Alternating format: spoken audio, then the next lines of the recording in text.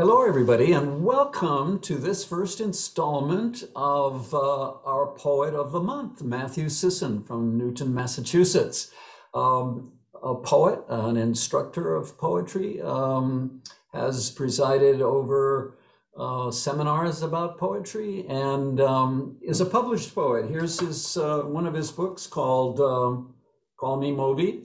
And we're going to this session, we're just going to have one poem at a time and read a choice that we have made that we thought would be interesting to everybody. So Matthew's going to read it first, then I'll read it, and then we'll chat a minute. This will run, seven or 8 minutes.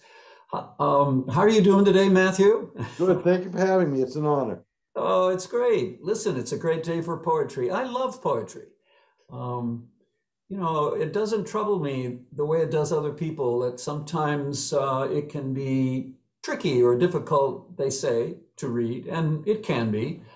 But I still think it's fun, and we'll talk about that another time. But let me open the book to the choice of the day, which is of topical interest here in Passover and Easter time, called The Messiah. So do you want to lead off and read it first, and then I'll read it Sure. after? The Messiah. Some people believe God created light, the day and the night in the beginning. I don't anymore, but I'm still terrified of the dark.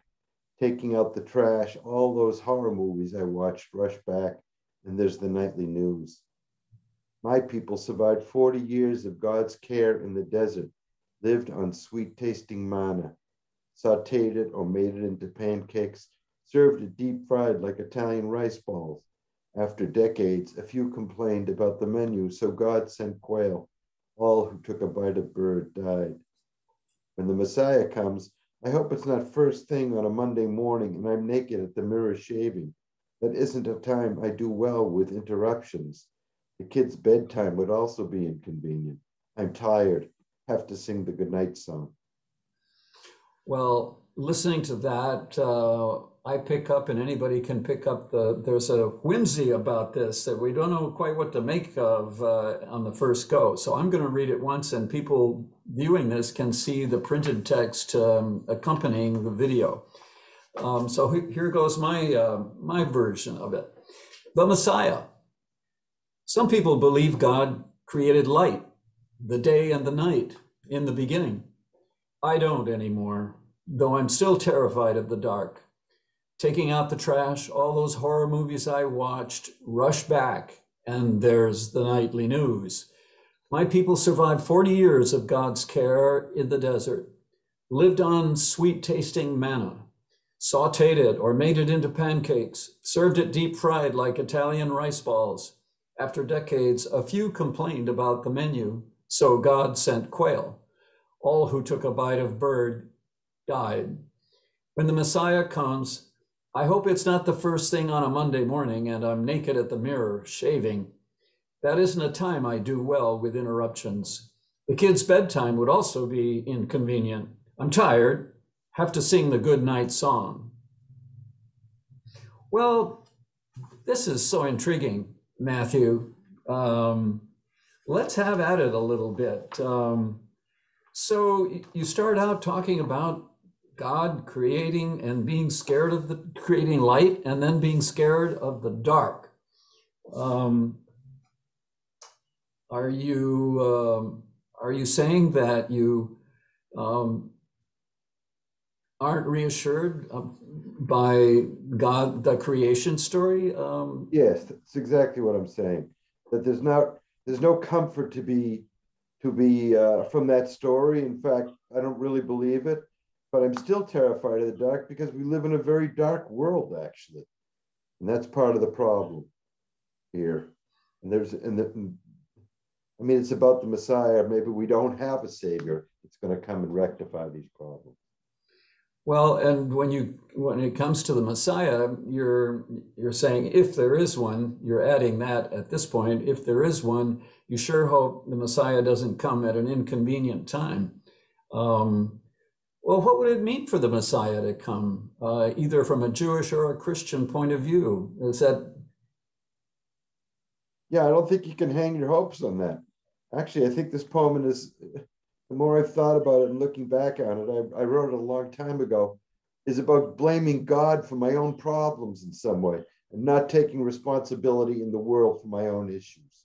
It's an angry poem at God, but it's not necessarily about religious issues. It's just a way of abdicating the speaker, which is not necessarily me, but actually is me. I think it's about abdicating personal responsibility in some way, as if God, I've chosen sort of terrible things here that God did in the book of Exodus, and I'm being sort of sarcastic about the Messiah here. You know, various times the Messiah might come and interrupt my life, but obviously the Messiah came. Shall we say it would be a big deal? Well, abdicating personal responsibility, that's important to you to be an ethical person, to be a righteous person.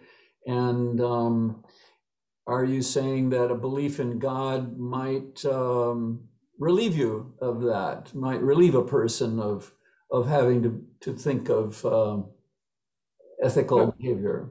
no, not really. I'm saying that, you know, to blame God for our my personal situation is to, you know, is to not be responsible for my own situation. Like in the second stanza, you know, a lot of terrible things happen in the book of Exodus. God does a, you know, Moses is constantly intervening and telling God to calm down, literally. Moses meets with God, and here's an example. You know, God gave manna to the Israelites every morning. I mean, I'm sort of being sarcastic here. They didn't do anything with it except to eat it. They didn't make rice balls or anything like that out of it. And then they complained, as people are. We're a bunch of complainers. So God said, okay. And quail showed up and died around the perimeter of the camp. And then anyone who took a bite of the bird died. I mean, we get tired of eating the same thing for decades. On the other hand, God did bring the Israelites out of Egypt. So I just happen to choose one of the terrible moments in that narrative. And there are other terrible moments. Strange things do happen, but maybe the thing to focus on is taking the Israelites out of slavery and bringing them to the promised land.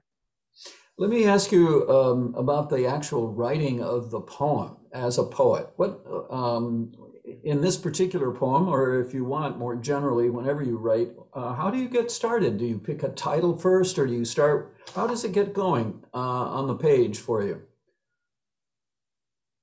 Well, not to be facetious, I tried to find a place where I could deposit my anger in the biblical story. Actually, these three stanzas were created independently, and I didn't know what to do with them. So I sort of glued them together here and figured out an order for them, and then sort of adjusted them to make sense with each other. You know, the first one is sort of about a very secular world, and then there's kind of an anger about the biblical story of the book of Exodus. And then there's a kind of a sarcastic, you know, if the Messiah comes, even if you're naked at the mirror shaving, it's still a big deal. Or if you're getting your children into bed, it's a big deal. I mean, and I'm sort of reducing it to this kind of funny, ironic experience. I mean, Well, it's so interesting you point that out because in the New Testament, anyway, in the gospel narrative, Jesus speaks of the end of time coming like a thief in the night. In other words, unpredictably, inconveniently, by surprise. But that is not necessarily to be thought of as a bad thing. right. You know, I wrote this a long time ago, and I think my attitude towards it has changed Yeah. a lot, actually. And I see it now as it's just an abdication of responsibility. I mean, whether God exists or not, we still have to be responsible for our own behavior. To be angry at the world, which this poem is really about, is not helpful. It doesn't really accomplish anything. I mean, I tried to choose angry and crazy moments from the biblical narrative to justify my own anger. And I didn't even realize that at the time, but I wrote this probably 20 years ago. And looking at it now, Well, that's so interesting. That's so interesting that you say that because it shows that a poem anyway captures a particular moment. right. And if you capture it precisely, it works for you and it works for the reader. And then, of course, if you come back to it 20 years later and you've evolved, which people do naturally, maybe it would be a different poem at this stage, or you'd have to write a different poem. Yes, and I love the stories themselves, although I'm not a religious person, but our whole culture is based on these stories. The book of Genesis and the Gospels, and these are the basis of Western culture, actually. I mean, there's the Greek influence, which is the other half of our culture, but these are important stories and they're beautiful in their own right, whether you believe them or not. I think, for instance, the book, the story of Adam and Eve is a very interesting and problematic story to think about.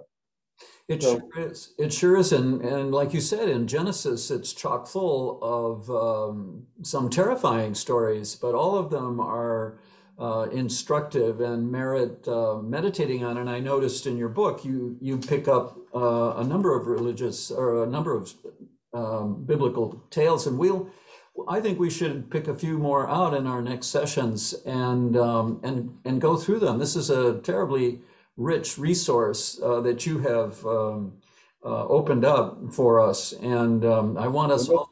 I must say that's one of the nicest things anyone has ever said about my poetry. But thank you for saying that. No, it's terrific. And so I invite everybody to come and join Matthew and myself next week as our poet of the month takes us to another selection from his book called Please Call Me Moby.